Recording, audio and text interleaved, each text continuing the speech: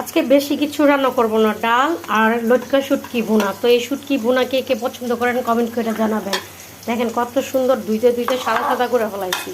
তো এই যে লটকা শুটকি কীভাবে ভুনা করবো সেটাই আপনাদের সাথে শেয়ার করব। তো এখানে যে দেখেন বড় বড় রসুনের টুকরা নিচ্ছি আর এই যে পেস্ট করছি, এখানে ভাজা ভাজা করে নিচ্ছি। তো এইভাবে আমি বড় রসুন দিয়ে একটা পুরো আস্তা রসুন দিয়েছি এখানে বড় বড় করে এরকম টুকরা করে। তো এই যে ভালো মতন এরকম ভাজা ভাজা করে তারপরে শুটকিগুলো দিয়ে দেবো। শুটকিও এটার সাথে একটু তেলের সাথে একটু ভাজা ভাজা করে নিব, যাতে ওই শুটকির একটা গন্ধ থাকে না, সেটা ওই যে তেলের সাথে রসুনের সাথে পেঁয়াজের সাথে অ্যাড হয়ে যাবে আর ভাজা ভাজা হলে গন্ধটা চলে যাবে। তো এইভাবে করে সুন্দর করে ভাজা ভাজা করে নিব। আর এখান দিয়ে ভাত টকবক টকবক করে বলক আসতেছে, তাই বললাম যে আজকে বেশি কিছু রান্না করবো না, আজকে শরীরটাও বেশি ভালো না। তাই ভাবলাম যে শর্টকাটেই লটকা শুটকি বোনা করে ফেলি, এটা আর রান্না করতে বেশিক্ষণ লাগে না। ঠিক বলছি না বলুন? খালি কাটতে যায় যতটুকু সময়, রান্না করতে বেশি সময় লাগে না। তো এটা আমি ভালো মতন একটু ভাজা ভাজা করে নিচ্ছি যাতে গন্ধটা চলে যাবে।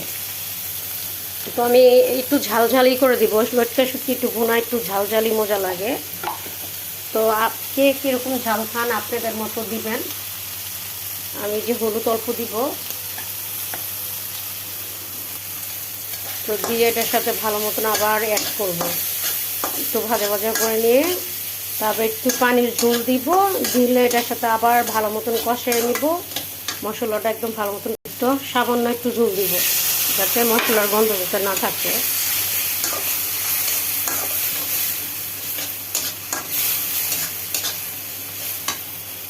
তো আপনারা কীভাবে লটকা শুটকি ভুনা করে খান একটু কমেন্ট করে জানাবেন। আমি এভাবে খাই তাই আপনাদের সাথে শেয়ার করতেছি। যদি কারো ভালো লাগে তো অবশ্যই রেসিপিটা ট্রাই করবেন, আর ভালো না লাগলে স্কিপ করবেন।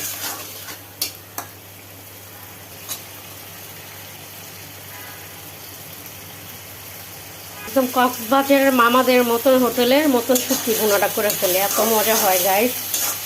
আপনারা বাসায় ট্রাই করে দেখুন, এভাবে খুব মজা লাগে আমার থেকে।